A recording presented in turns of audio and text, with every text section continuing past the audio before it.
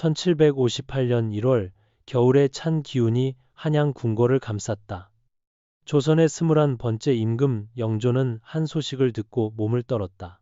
자신의 딸 화순옹주가 스스로 목숨을 끊었다는 것이었다. 왕이 직접 찾아가 눈물로 애원했지만 옹주는 끝내 뜻을 돌리지 않았다. 열나흘 동안 아무것도 먹지 않고 조용히 세상을 떠난 그녀, 조선 왕실 역사에서 유일하게 남편을 따라 죽은 왕의 딸이었다. 시간을 거슬러 올라가면 1720년 봄 연인군의 집안에서 한 아이가 태어났다. 훗날의 영조였다. 어머니는 정빈이 씨, 궁녀 출신이었지만 총애를 받아 첫 후궁이 되었다. 그리고 둘째 딸 향이 훗날의 화순옹주가 세상에 나왔다. 그러나 행복은 오래가지 않았다. 언니는 태어난 지 1년 만에 세상을 떠났고 1721년 겨울 어머니 정빈이 씨마저 갑작스레 죽음을 맞았다. 2살 어린 딸은 아직 어머니란 말조차 제대로 하지 못했다. 그날 이후 그녀의 세상은 조용히 닫혔다. 연인군은 어린 딸을 품에 안고 눈물로 제문을 썼다. 명분은 비록 남녀이지만 정은 벗과 같았다. 젊은 후궁의 죽음은 정치적 음모와 독살설로 뒤섞여 신임사화로 번졌고 수많은 목숨을 앗아갔다. 그러나 남겨진 것은 한 아이의 슬픔뿐이었다. 화순옹주는 어머니의 얼굴도 기억하지 못했다. 그러나 그녀는 왕이 될 아버지의 품에서 자랐다. 영조는 이 어린 딸을 각별히 아꼈다. 어미 없는 외로움이 너무나 짙었기 때문이다. 궁궐의 화려함 속에서도 소녀는 언제나 조용했고 검소했으며 타인의 시선을 두려워하지 않았다. 그 내면의 고요함이 훗날 그녀의 운명을 예고하고 있었다. 1724년 연인군이 왕위에 올라 영조가 되던 해 5살의 향이는 정식으로 화순옹주라 불리게 되었다. 어린 옹주는 궁궐 안에서 왕의 딸로서 예법과 학문을 배웠다. 영조는 틈날 때마다 딸을 불러 소학과 연려전을 읽어주며 말하였다. 사람의 귀함은 옷의 값에 있지 않고 마음의 고듬에 있느니라. 신하들이 값비싼 보석과 비단을 들고 와 옹주에게 바쳤을 때 어린 화순옹주는 고개를 돌리고 눈을 감았다. 영조는 놀라며 웃었다. 저 아이는 어미를 닮았구나. 검소하되 단단하도다. 세상은 왕의 딸이라 하여 화려함을 당연히 여겼지만 그녀는 오히려 고요함 속에서 자신을 지켰다. 하지만 그 마음속에는 늘 허전함이 있었다.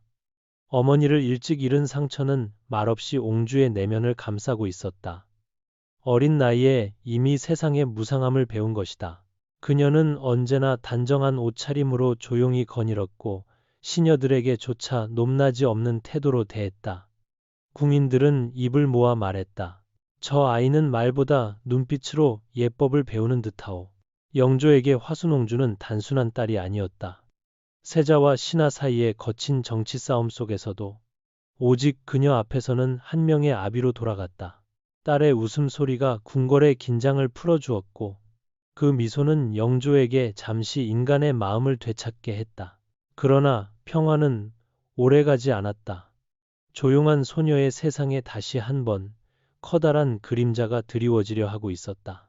1728년 겨울 차가운 눈발이 궁궐을 덮던 날이었다. 9살의 화순옹주는 또 한 번의 이별을 맞이했다. 세자 효장이 세상을 떠난 것이다. 같은 어머니 정빈 이 씨에게서 태어난 유일한 혈육, 그 오라비가 13살의 나이로 눈을 감았다. 그날은 기이하게도 어머니가 세상을 떠난 지 정확히 7해 되는 날이었다. 영조는 실록에 남겼다. 오늘의 슬픔은 2배로 깊도다. 화순옹주는 말없이 그 말을 들었다. 오라비의 빈관 앞에서 눈물조차 흘리지 못했다. 너무 많은 죽음을 일찍 경험한 어린 마음은 이미 눈물의 의미를 잃어버렸던 것이다. 그녀의 세상에는 이제 오직 아버지 영조만이 남았다. 영조는 딸의 손을 잡고 속삭였다. 이제부터는 내가 내 곁을 지켜다오. 그 말은 위로였지만 동시에 명령이었다. 왕으로서 수많은 책임을 짊어진 영조에게 딸은 위안이자 마음의 한 조각이었다. 그러나 궁궐은 언제나 냉정했다. 아비의 사랑 아래서 자라면서도 화순옹주는 늘 혼자였다. 밤이면 어머니의 이름을 부르며 하늘을 바라보았다. 그녀는 점점 말수가 줄고 마음을 감추는 법을 배웠다. 화려한 장식 대신 그를 가까이 하고 사치 대신 침묵을 택했다. 사람들은 옹주는 나이에 비해 너무 어른스럽다고 말했다. 하지만 그것은 성숙이 아니라 슬픔의 결과였다. 그리하여 어린 옹주의 마음속에는 하나의 믿음이 자리 잡았다. 세상에서 가장 오래 남는 것은 사랑이 아니라 그리움이라는 것. 1732년 13살의 화순옹주는 첫 봄을 맞이하듯 혼인을 준비했다. 영조는 이미 여러 대신들 앞에서 선언하였다. 옹주의 혼사는 탕평의 뜻을 담을 것이다. 왕은 노론과 소론의 균형을 잡기 위해 정치적 상징이 될 사위를 찾아야 했다. 그렇게 선택된 인물이 김한신이었다. 영의정 김은경의 손자요. 학문과 품격을 겸비한 청년이었다. 혼인은 정략으로 시작되었지만 운명은 뜻밖의 방향으로 흘렀다. 김한신은 키가 크고 말이 온화했으며 무엇보다 사람을 존중할 줄 아는 인물이었다. 그는 왕의 사위가 된 이후에도 권세를 자랑하지 않았다. 오히려 더욱 겸손하고 조심스러웠다. 화순옹주는 그런 그에게 마음을 열었다. 1734년 두 사람은 마침내 궁을 떠나 새 보금자리로 향했다. 백성들은 어진 부마와 곱고 단정한 옹주가 참으로 짝이 맞는다고 칭송했다. 혼례 첫날 밤 김한신은 조용히 말했다. 부디 이 삶이 명예가 아니라 평안이 되기를. 화순옹주는 미소로 답했다. 그 말은 곧 그들의 부부의 서약이 되었다. 이후 세월이 흘렀다. 두 사람은 화려한 궁중의 틀에서 벗어나 소박하고 단정한 삶을 살았다.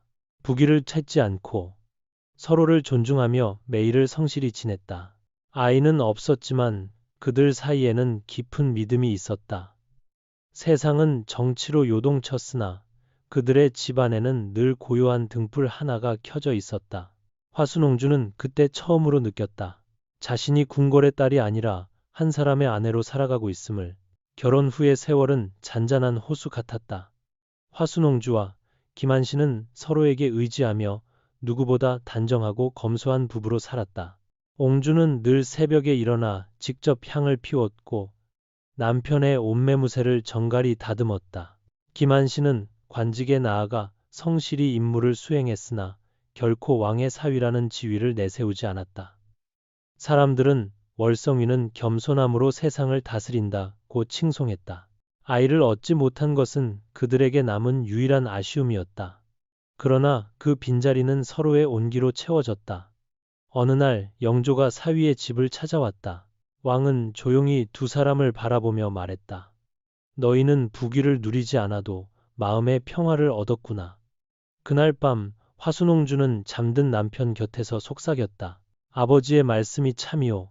그대가 내 세상의 평화요. 시간은 흐르고 계절이 수십 번 바뀌었다. 사람들은 부부를 왕실의 거울이라 불렀다. 그러나 행복은 늘 덧없다. 1758년 겨울 김한신이 병석에 눕자 모든 것이 무너져 내렸다. 처음엔 단순한 감기라 생각했다. 하지만 병세는 순식간에 깊어져 영조가 소식을 듣기도 전에 숨을 거두었다. 그날 화순옹주는 침묵 속에 남편의 얼굴을 바라보았다. 눈물 한 방울조차 흘리지 않았다. 주변 사람들은 말했다. 그녀는 충격으로 마음을 잃은 듯하오. 그러나 아무도 몰랐다. 그녀는 이미 결심하고 있었다. 남편이 떠난 그 순간 자신의 삶 또한 멈추었다는 것을. 1758년 1월 4일 눈 내리던 새벽 월성위 김한신이 세상을 떠났다. 그날 이후 화순옹주는 음식을 입에 대지 않았다. 처음엔 슬픔이 너무 커서일 거라 모두 생각했다. 하지만 사흘이 지나도 물 한 모금 삼키지 않자 사람들은 불안해졌다. 그녀가 남편을 따라 죽으려 한다는 소문이 궁궐에 전해졌다. 소식을 들은 영조는 놀라 곧바로 딸의 집으로 향했다. 이미 65의 노왕이었으나 말에 올라 몸소 달려왔다. 문을 열고 들어선 영조는 무릎을 꿇은 채 딸의 손을 잡았다. 이제 그만하거라. 내 남편의 넋도 내가 살아있길 바랄 것이다. 부디 죽지 마라 다오. 화순옹주는 고개를 숙였다. 그리고 조용히 말했다. 아버지, 저는 이미 그 길을 정했습니다. 영조는 눈물을 흘리며 간곡히 미음을 떠먹였다. 그러나 옹주는 한 모금 삼킨 후 곧 토해냈다. 마음이 거부합니다. 이미 뜻을 세웠으니 몸도 따르지 않습니다. 그 말에 영조는 고개를 숙였다. 왕으로서 나라를 다스리던 그가 아버지로서 한 사람의 생명을 구하지 못했다.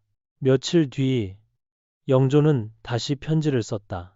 딸아, 내 결심이 굳은 줄 알지만 아비의 늙은 마음을 생각해 한 번만 더 돌아보아다오. 그러나 답장은 오지 않았다. 화순옹주는 여전히 침묵했다. 세상과의 마지막 인연을 끈 듯이 눈을 감은 채 남편의 영정만 바라보았다. 열나흘이 흘렀을 때 그녀의 숨결은 조용히 되섰다. 그날 궁궐의 하늘은 눈이 아닌 눈물이 내렸다. 화순옹주의 죽음은 궁궐 전체를 흔들었다. 단 열나흘 사이에 사위와 딸을 모두 잃은 영조는 아무 말도 하지 못한 채 제궁에 앉아 있었다. 신하들이 조심스럽게 상소를 올렸다. 옹주의 절개가 천하에 본받을 만하오니 열려문을 세워 그 뜻을 기리시옵소서. 그러나 영조는 한참 동안 침묵했다. 그 침묵은 눈물보다 깊었다. 며칠 뒤 왕은 무겁게 입을 열었다. 옹주는 정절을 지켰으나 효는 부족하였다. 아비의 명을 거슬러 죽었으니 어찌 칭송할 수 있겠는가. 신하들이 거듭 간청했지만 영조의 표정은 굳어 있었다. 열려문은 그 뜻이 아니라 형식에 있다. 백세토록 남는 것은 문이 아니라 마음이다. 이 일로 다시는 논하지 말라. 왕의 말은 냉정했지만 그 안에는 뜨거운 눈물이 있었다. 영조는 밤마다 딸의 이름을 부르며 제문을 썼다. 이번 봄에 월성이 먼저 가고 너도 그 뒤를 따랐으니 한 달 사이 내게 억제하기 어려운 고통이 닥쳤도다. 아, 모두 내 불효의 탓이로다. 글줄마다 눈물이 떨어져 먹이 번졌다. 그는 왕으로서 옳은 결정을 내렸다고 믿으려 했지만 아비로서의 마음은 허물어졌다. 만일 딸의 정절을 칭송한다면 수많은 여인들이 남편을 따라 죽음을 택할 것이다. 그것이 영조가 가장 두려워한 일이었다. 왕의 자리는 냉혹했다. 그는 사랑하는 딸의 죽음마저 정치로 견뎌야 했다. 백성의 생명을 지키기 위해 단 한 사람의 생명을 잃는 선택을 감내한 것이다. 세월이 흘러 1776년 영조가 세상을 떠나고 손자 정조가 왕위에 올랐다. 어린 시절부터 고모 화순옹주의 이야기를 들으며 자란 정조는 늘 마음 한켠에 안타까움을 품고 있었다. 그는 할아버지의 고뇌를 이해하면서도 고모의 결단을 잊을 수 없었다.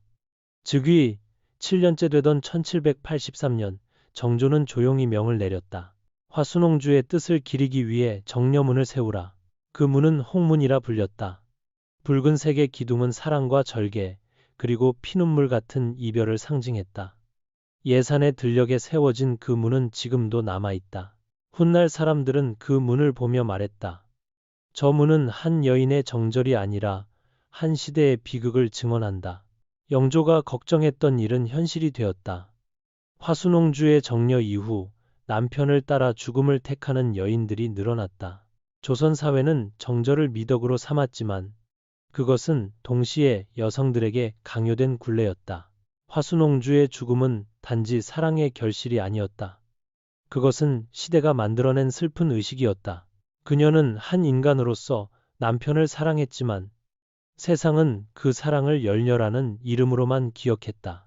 오늘날 우리가 그녀의 무덤 앞에 선다면 무엇을 느낄까? 그녀의 선택을 찬미할 수는 없지만 비난할 수도 없다. 그녀는 자신이 속한 시대의 언어로 사랑을 말했다. 영조의 눈물, 정조의 문, 그리고 화순옹주의 침묵. 그 세 가지가 남긴 물음은 여전히 현재를 향한다. 사랑이란 무엇이며 충성과 자유는 어디까지 가능한가?